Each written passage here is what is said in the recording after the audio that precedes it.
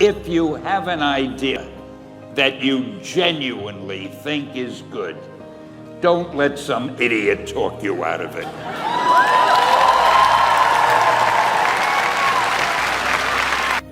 I was told to say an anecdote. Anecdotes are easy. So I thought to myself, what kind of anecdote can I tell these people who really have more important things to do? And I figured I'm going to tell you how Spiderman came into being. It's a true story, although sometimes it's hard even for me to believe it.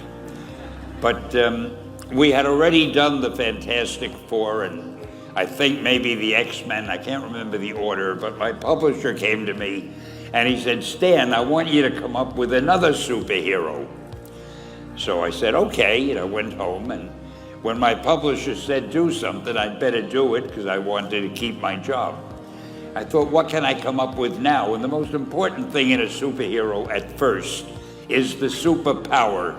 Once you get that, everything else comes along. So I thought, what power will I give a new guy? And I saw a fly crawling on the wall.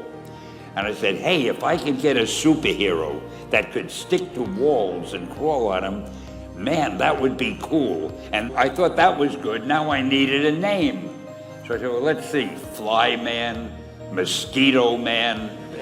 I got down to Spider-Man. Spider-Man. It just sounded dramatic. So, okay, I had my hero, I had his power, his name, and then I figured just for fun, I'm going to give him personal problems, because except for you people who are that your lives are perfect, but most other people have personal problems. And then I thought I'd make him a teenager, because there were no teenage superheroes that I knew of at the time. So armed with all that wonderful material, those great ideas, I ran into my publisher's office and I told him, this was my reaction, the reaction he gave me. Stan, that is the worst idea I have ever heard. First of all, and he started to give me his, because he's a very logical man, very intellectual. First of all, people hate spiders, so you can't call a hero Spider-Man. You want him to be a teenager? Teenagers can only be sidekicks. And you want him to have personal problems? Stan, don't you know what a superhero is? They don't have personal problems. Well, I left the office disappointed, but obviously a much wiser man. And I couldn't get Spider-Man out of my system. So we were about to kill a magazine. I think it was called Amazing Fantasy. It wasn't selling well, and we were sending the last issue to press. When you do the last issue of a magazine, nobody cares what you put in it because the book is dying.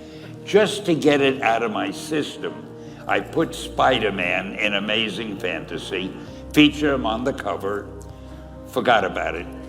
A month later, all the sales figures came in. My publisher came racing into my office. Stan, you remember that character we both loved so much, Spider-Man?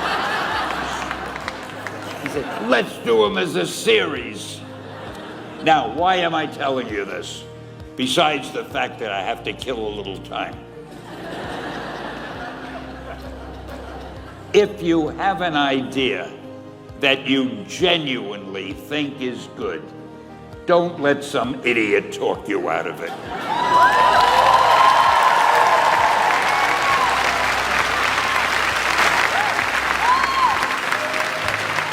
Now, that doesn't mean that every wild notion you come up with is going to be genius, but if there is something that you feel is good, something you want to do, something that means something to you, try to do it.